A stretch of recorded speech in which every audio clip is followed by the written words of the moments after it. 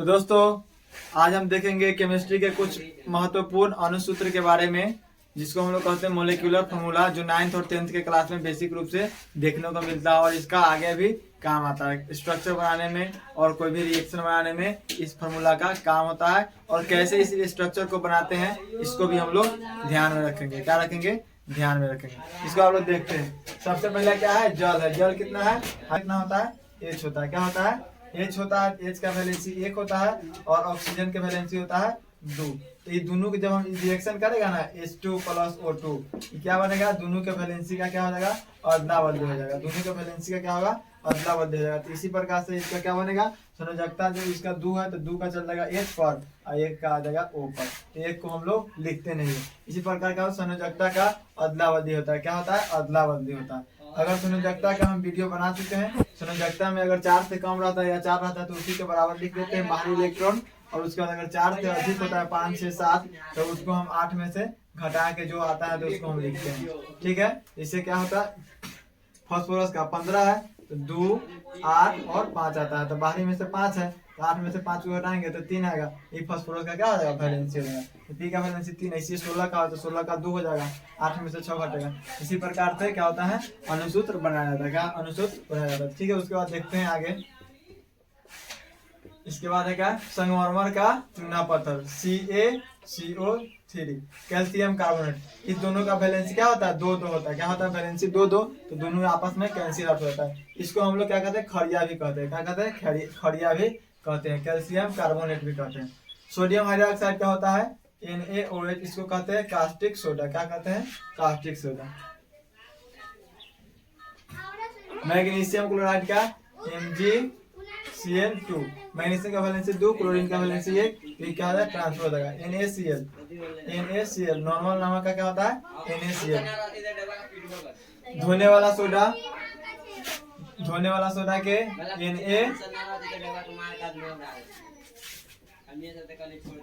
Na तू तो करा हल्ला करै छी। 1 मिनट।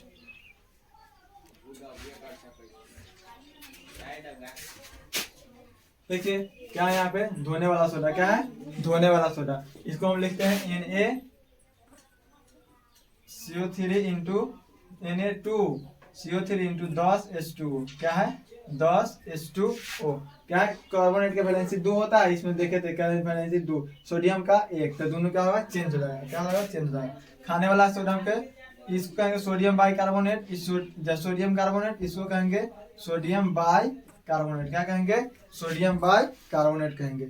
अगला देखिएगा सोडियम नाइट्रेट। नाइट्रेट का होता है NO3। क्या होता है? NO3। तो NaNO3 सोडियम नाइट्रेट। क्या हुआ? Sodium nitrate. उसके बाद देख लीजिएगा क्या कहते हैं? पोटेशियम क्लोराइड का पोटेशियम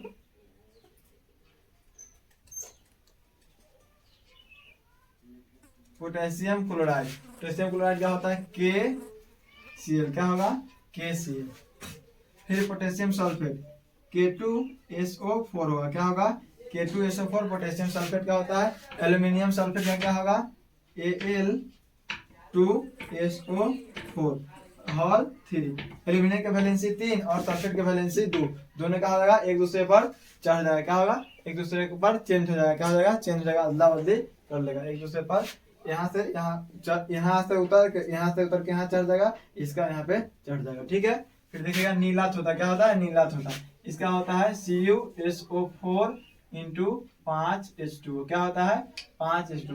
5 अणु क्या होता है? जल का होता है। कॉपर सल्फेट में जो होता है 5 अणु जल का होता है उसको कहते हैं नीलाथ होता है, जिसको तुतिया के नाम से भी जानते हैं। हराथ होता है FeSO4 इंटू 7H2O। क्या होता है? 7H2O। इसको आप लोग ध्यान में रखिएगा। क्या रखिएगा? ध्यान में रखिएगा।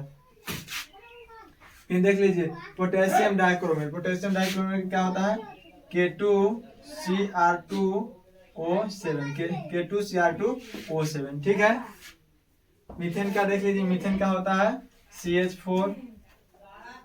इथेन का होता है C2H6 होता है।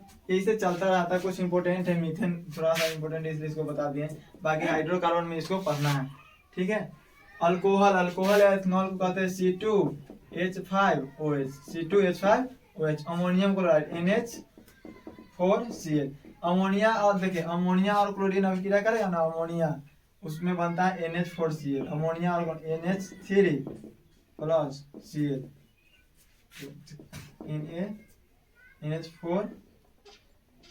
NH4Cl होता है, ठीक है।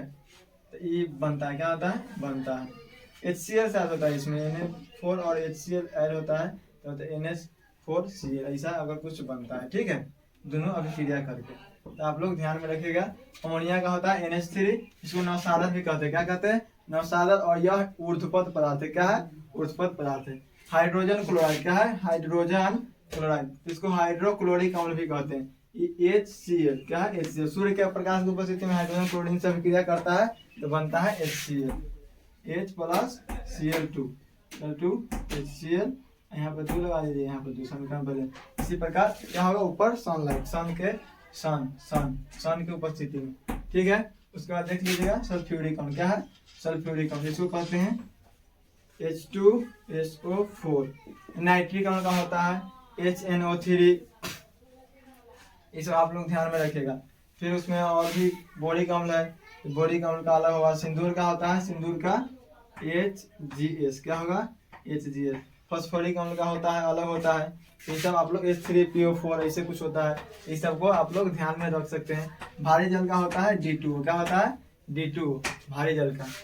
इसके बाद आप कुछ और अनुसूत्र रह गया, जैसे क्या कहते हैं, फिटकिरी, इसको आप लोग पहले नोट डाउन कर लीजिए, फिर देखते हैं उसको।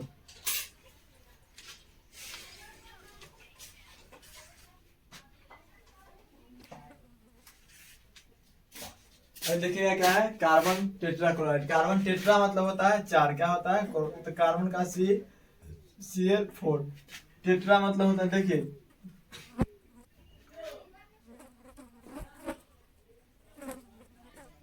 ठीक है, K2SO4 Al2SO4 होल 3 × 24। देखिए यहाँ पे सल्फेट का वैलेंसी क्या है, 2 है, ट्रांसफर हो गया K पर, और यहाँ एल्यूमिनियम का वैलेंसी 3 है, तो यहाँ सल्फेट का वैलेंसी एल्यूमिनियम पर आ गया, एल्यूमिनियम का वैलेंसी चल गया सल्फेट पे, ठीक है, इंटू 24 को अणु क्या होगा, जल का होगा।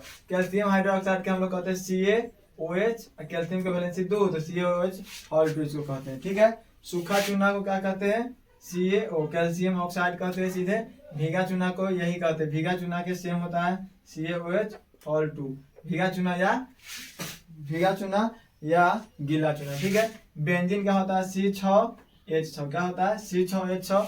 क्लोरो बेंजीन, देखिए यहाँ पे क्लोरो रहेगा, तो अगर एगो क्लोरो है सीधे तो यहाँ पे C6H5, एगो क्लोरीन तो एगो क्लोरीन लगा देंगे।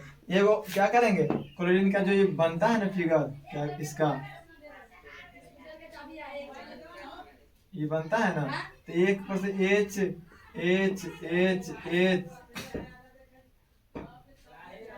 ये को छोड़ के यहाँ पे क्या करेंगे, यहाँ क्लोरीन लगा देंगे, तो यह आपको बन जाता है, क्या बनता है, क्लोरोबेंजीन। अगर डाई क्लोरो रहेगा तो 2 क्लोरीन लगेगा, एगो क्लोरीन और हट जाएगा, यहाँ पे एगो हाइड्रोजन हट जाएगा, क्लोरीन लगेगा, 2 क्लोरो रहेगा। वही नाइट्रोबेंजीन में क्या है, नाइट्रो में ये सब रहेगा H रहेगा, और एगो पर हम क्या करेंगे, एगो पर NH2 कर देंगे, क्या है, NH2 ऐड कर देंगे, ठीक है। ये सब बनता है, इसका संरचना सूत्र होता है, इसका कुछ हम बता दिए, इसलिए थोड़ा सा आगे जाइएगा तो नया नहीं लगेगा। C6H5NH2, ठीक है, इसको ध्यान रखिएगा।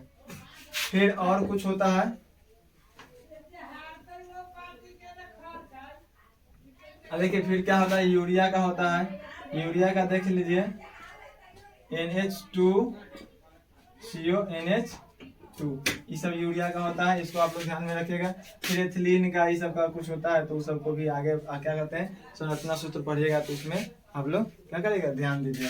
एथिलीन का जैसे C हो गया डबल बॉन्ड H और H, तो ऐसे बनता है, क्या हो गया, C2H4 कर दीजिए, C2H4, यह क्या होगा, एथिलीन का होगा। तो इसके लिए दिक्कत नहीं, जैसे एसिटिलीन का फिर आ जाएगा इसी में, एसिटिलीन, इसका क्या होगा, C2H2, इसमें क्या होगा, C और C के बीच ट्रिपल बॉन्ड होगा, C और C के बीच ट्रिपल बॉन्ड, तो यहाँ पे C और फिर क्या होगा, H, इधर एगो ऐसे बन जाता है। ये सब ध्यान रखिएगा, इसको बहुत ही इंपॉर्टेंट टॉपिक है, इसको आगे भी काम आएगा और याद रखिएगा, ठीक है। फिर एसिटिक अम्ल सब का होता है, CH3CO, क्या कहते हैं, CH3 एसिटिक अम्ल का, एसिटिक अम्ल, एसिटिक अम्ल का क्या होता है CH3COOH, ये सब क्या होता है अणुसूत्र होता है, जो इसको इम्पोर्टेंट है, खास कर इसको यूज हम लोग बराबर करते हैं, क्या करते हैं बराबर करते हैं, तो इसलिए इसको आप लोग ध्यान रखिए। ठीक है, थैंक यू, जय हिंद जय भारत।